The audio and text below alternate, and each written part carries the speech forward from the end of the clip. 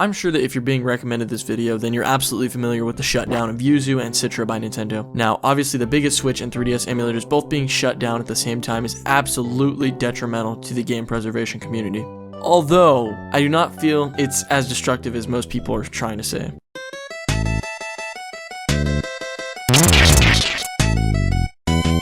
I still think that what Nintendo did was incredibly scummy, money hungry, any other word for that. The reason that Nintendo was able to get Yuzu and Citra was due to the fact they were soliciting donations, which Nintendo was able to use in court as evidence to prove that the creators of Yuzu were not solely interested in game preservation. Now, this sets an unfortunate legal precedent that if an emulator is attempting to take in donations, then the owners of the hardware that the emulator is trying to emulate are able to take these projects down. Now, obviously this is going to slow down emulation progress for most emulators because that money is what funds these projects to keep them going. But it seems that most emulators like Melon DS will go completely unharmed. These free emulators, which I would say is a majority of emulators, are going to be completely fine. I have to add on top of all this that you need to take every single one of these things that I'm saying with a grain of salt. I'm not a lawyer, so I cannot say anything about this legal case. No legal background, nothing like that. If you wanted to see maybe a greater breakdown, you should ask Legal Eagle or somebody like that, Get somebody who knows a little more about the legal side of things to take a look at it. Let me explain how ridiculous what Nintendo did is. Imagine if Yuzu and Citra were a museum, okay? You can't prosecute a museum for preserving objects that are no longer created, even if you own the likeness of them. Plenty of museums take in donations and face no such legal pressure from companies whose products are preserved in them. This is no different to how Citra preserves the technology of the 3DS, which is no longer produced, and soon the Switch will meet the exact same fate. This, I feel, is for a lot of people the final straw whenever it comes to Nintendo. This Yuzu situation comes from a series of anti-consumer choices that Nintendo has been making for over 10 years. Ever since the Wii generation, Nintendo has been consistently shitting on the hopes and dreams of fans. If you remember about 10 years ago, the YouTube copyright strike debacle, all of that, the willing ignorance towards the fact that 90% of Joy-Cons are defective, and just pretending, oh yeah, stick drift isn't even real. And on top of that, they refuse to replace Joy-Cons that are affected by stick drift. The shutting down of many fan games such as AM2R, Mario Royale, Pokemon Uranium, Pokemon Brick Bronze, Ocarina of Time 2D. They're all great examples of Nintendo shutting down fan games because their fans were outdoing them on a 1,000 times smaller budget. Now, obviously Nintendo had the right to strike these games down. They are using their intellectual property, and even some of them had a direct replacement coming up soon. Let's talk about Mario Royale. Shortly after Mario Royale was taken down, Nintendo announced Mario 35, which was essentially a direct replacement for it that was on the Switch. Look at it, it's awesome. Doesn't it look so fun? Oh yeah, we're shutting it down, not even 8 months after its release. While we're on the topic of Nintendo making shit limited time for no reason, let's talk about Mario 3D All-Stars. This game is subpar trash. The only game on this entire collection that's even close to worth it, when compared to fan emulators like Dolphin or Project 64, is Super Mario Galaxy. It's been upscaled to 1080p and has been given a more modern control scheme that you can even use without motion controls, which I think is pretty great.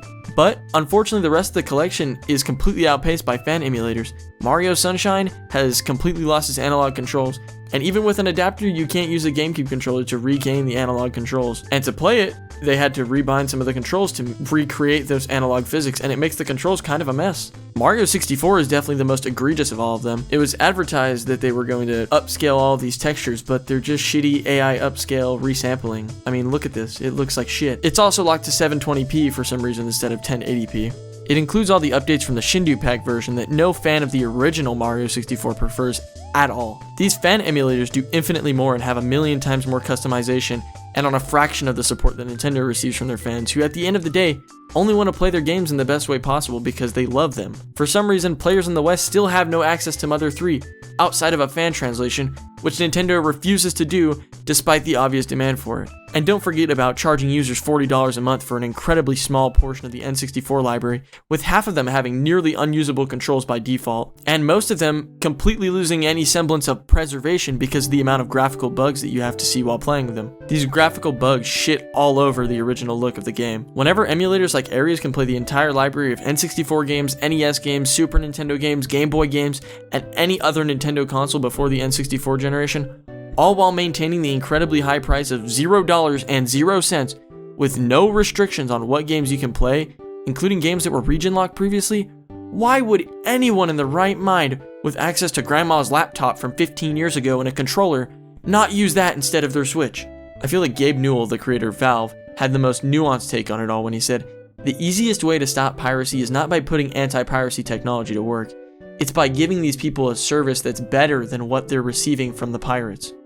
I think Valve does this perfectly constantly by having great sales with companies that participate in them, offering such a seamless experience with Steam, being able to constantly play with your friends. It makes it 100% more worth it for me to sacrifice $5 entire to go and play Peggle on my PC and my Steam Deck with cloud saves across both of them. Nintendo absolutely 100% of the time does not offer any service better than their fans who willingly pick up the slack for them. Nintendo could decide to pick up these companies and fan projects to better their services, but instead they act like that asshole kid at the McDonald's play place who's just gonna shit on the slide, ruin the fun for everyone. It's really unfortunate to see something that I've come to love and that shaped my childhood become so incredibly lame. I know most Nintendrones in the comment are gonna say, this video is a hate piece, Nintendo's just taking down a tool for piracy.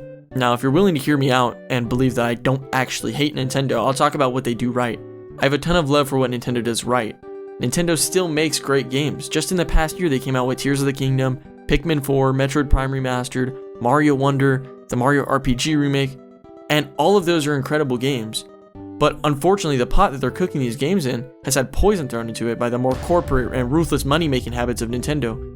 So I hope this video reaches all of you viewers well, and I want all of you to understand that my intention is not to make you hate Nintendo or not have fun playing their games, but that maybe you'll stop paying $40 a month for a subscription that is completely subpar, and maybe Nintendo will start to lose a little bit in their profit margins and realize that fans want more than just shitty emulators that haven't gotten better, but actually worse since the Wii era. No more of these fucking $60 re-releases of games from 10 to 20 years ago with these nanoscopic improvements, or even sometimes being even worse than the original that released, let me repeat, 27 fucking years ago. It's really sad, but I hope that all you folks watching this video can come away learning something about emulators, and maybe you'll boot up your computer and play some of these older games just like old times, you know?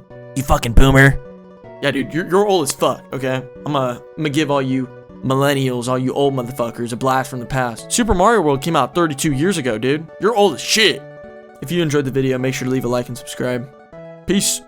I used to think you were cool.